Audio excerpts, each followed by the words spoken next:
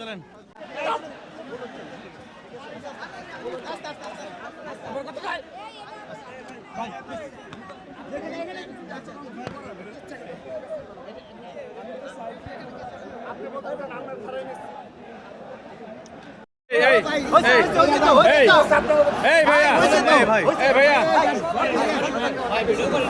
আচ্ছা হয়েছে তো ভাই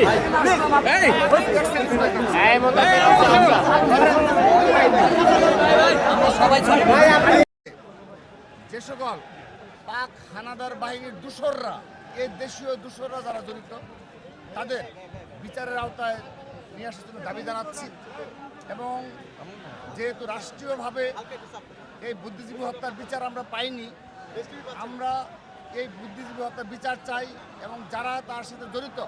যেন ঐতিহাসিক দলিল থাকে যে এই বিচার বাংলাদেশ করেছে,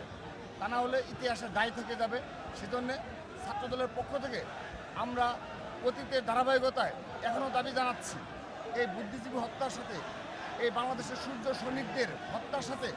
যে বা যারাই জড়িত থাকুক, এই দেশেও যারা দূষররা যারা জড়িত রয়েছে তাদেরকে অবশ্যই বিচারের আওতায় নিয়ে আসতে হবে। তারা যদি মারাও গিয়ে থাকে,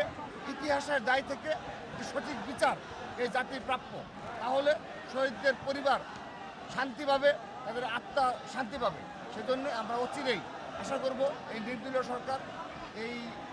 প্রক্রিয়া শুরু করবে, পরবর্তীতে গণতান্ত্রিক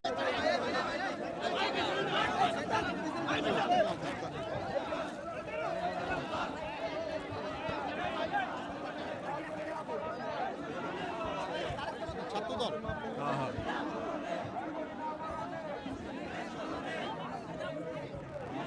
মনে পড়ে